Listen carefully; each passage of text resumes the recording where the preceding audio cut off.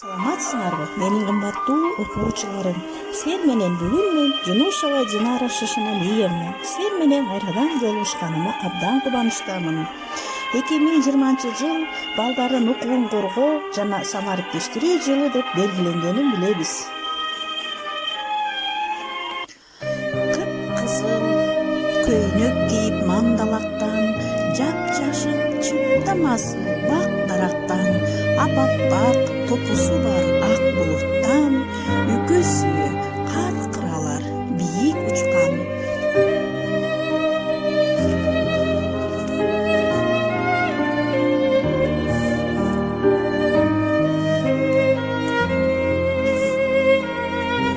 Бул кайсы мезгил балдар? Ооба, туура айтасыңар.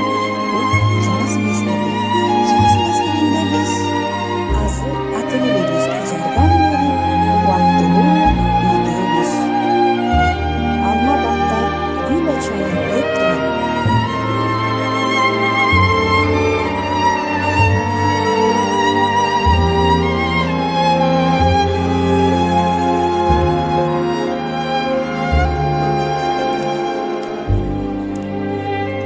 Келгиле анда биз бири-бирибизге күндөн жылуулук алып, жылуулугубузду бири-бирибизге тартуулайлы.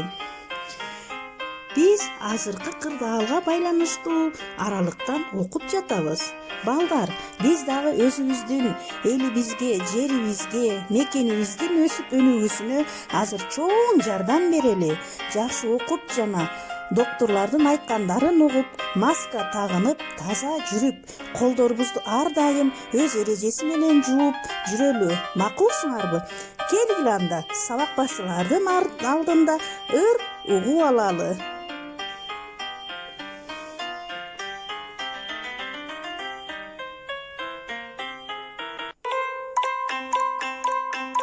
Oldu taze karmağın, aydak mı da parmağın. Menne cu,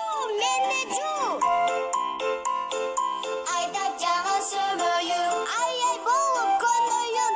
Menne cu,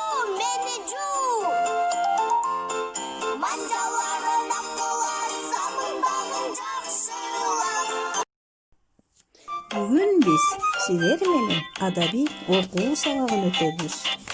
Анда келгиле түн оюнун ойноп алалы.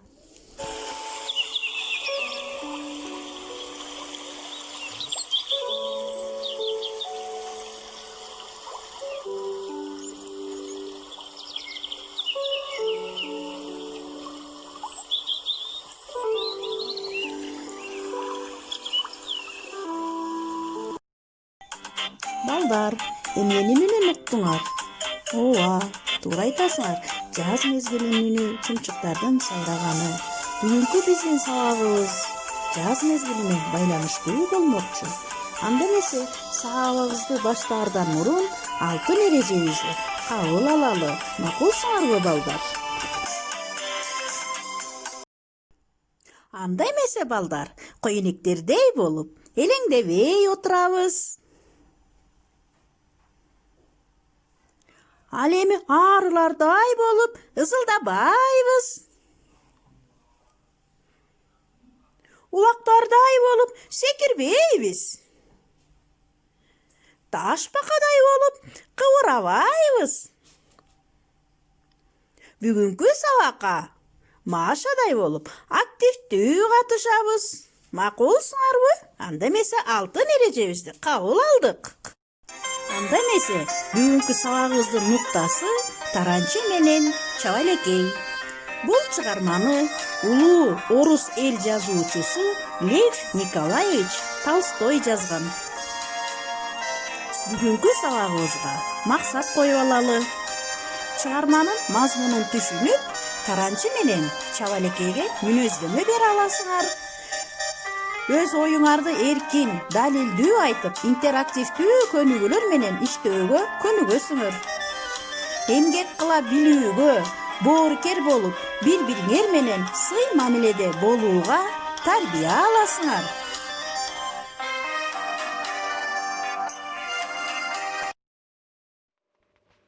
Орус эл жомогу Лев Николаевич Толстой, Таранчы менен Чабалекей. Илгери bir күнү мен чатырчанын астындагы чабалекейдин уясын карап турдум. Чабалекейдин экөө тең учуп кетишти. Уясы бош калды. Алар учуп жүргөн убакытта чатырчадан бир таранчы учуп келип, уянын үстүнө конду. Эки жагын карап турду да, уянын ичине кирип кетти. Анан уядан башын чыгарып, чыркылдай баштады.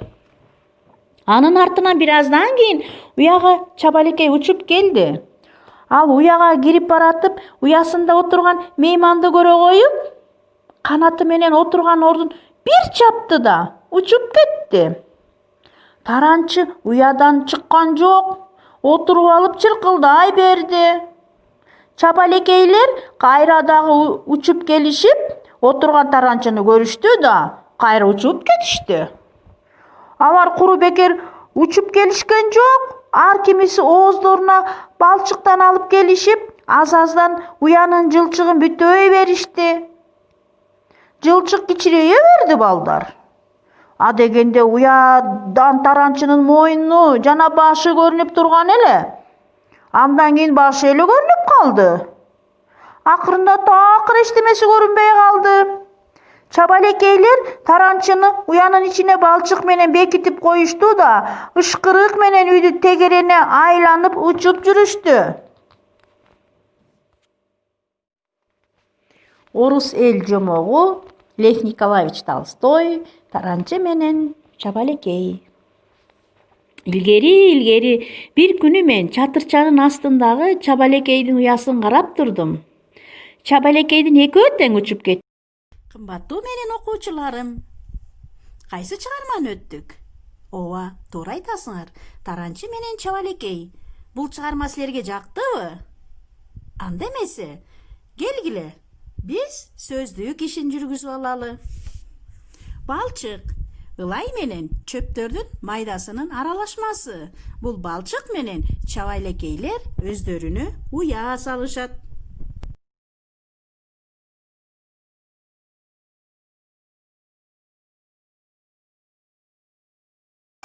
Анда эмесе балдар, дептерибизге Вендин диаграммасын түзөбүз. Каармандардын сапаттарын айырмалайбыз.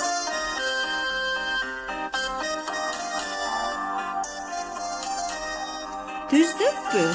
Азаматсыңар балдар. Анда эмесе балдар, кийинки тапшырмага өтөлү. Катылган сөздөрдү табуу. Силердин экраныңарда көрүнүп турган катылган сөздөрдү табабыз. Көрдүңөрбү балдар? Таблицада түрлүү тамгалар турат. Ошонун арасынан сөздөрдү табабыз. Ойлонобуз.